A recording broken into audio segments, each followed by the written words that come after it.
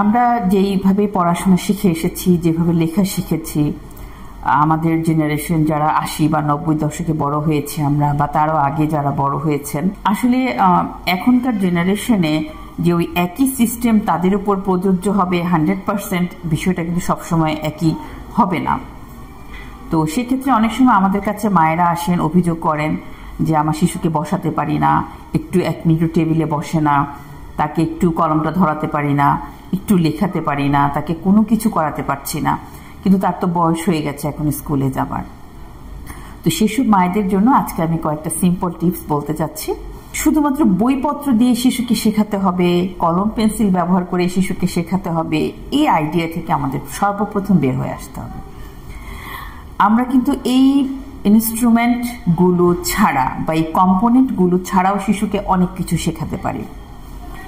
একটা শিশুকে সর্বপ্রথম বই দিয়ে, কাগজ, খাতা, কলম, পেন্সিল, রাবার, ইরেজার এগুলো দিয়ে তাকে খুব ভয়ের মধ্যে ফেলে দেওয়া বা তাকে খুব এক ধরনের প্রেশারের মধ্যে রাখার কোনো মানে নেই। আসলে সব শিশু এগুলো দেখে পছন্দ করে না, বা সব শিশু এসবের মাধ্যমে শেখাটাকে খুব ইজিলি নেয় না। তো সেক্ষেত্রে যে সহজ নিয়মগুলো আমরা করতে পারি, কয়েকটা ঘরোয়া পরিবেশে আমরা মায়েরা যে কৌশলগুলো অবলম্বন করতে পারি, সেটার মধ্যে 1 নম্বর হচ্ছে যে আমরা খাতা ছাড়া বা পেন্সিল ছাড়া বিভিন্ন উপায়ে শিশুকে শেখাতে পারি।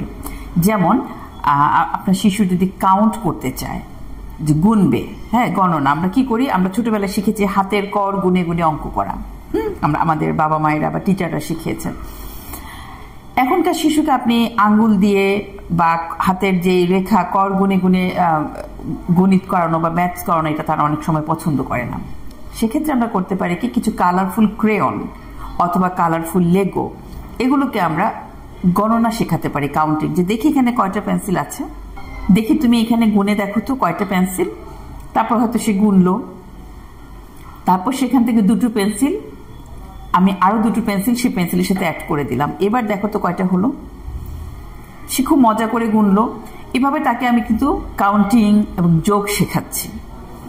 আবার সে একই উপায়ে সেখান থেকে কয়েকটা পেন্সিল আমি সরিয়ে নিলাম, এবার কয়টা আছে দেখো তো, আমি বিয়োগটা শেখাতে পারছি।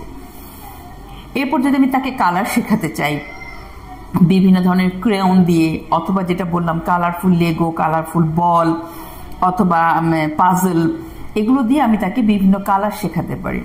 Orange colour, blue colour, shape.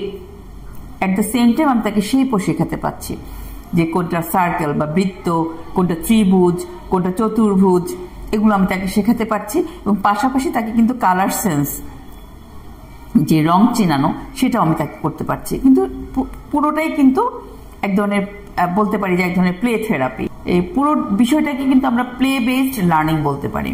সে কিন্তু শিখছে, কিন্তু কিভাবে শিখছে, খেলতে খেলতে শিখছে। তারপর অনেক সময় দেখা যায় যে লিখতে চায় না, কলম ধরতে চায় না, পেন্সিল ধরতে চাচ্ছে না, তখন তাকে আমরা কি করতে পারি, আমরা যে স্যান্ড রাইটিং যেটাকে বলি, বালু, একটা পাত্রের মধ্যে বালু নিয়ে সমান করে বালুর উপরে আঙুল দিয়ে আমি ধীরে ধীরে তাকে লেখানোর প্র্যাকটিসটা করতে পারি, মজা করে করে। সে আনন্দ করে, বাচ্চারা বালু ধরতে পছন্দ করে, ওই বালুর মধ্যে তাকে আমি ধীরে ধীরে তাকে লেখালাম। এতে তার সেন্সরি কোনো প্রবলেম বা টেকটাইল কোনো ইস্যু থাকলে সেটাও কিন্তু দূর হয়ে যাচ্ছে। এভাবে তাকে আমরা লেখাতে পারি।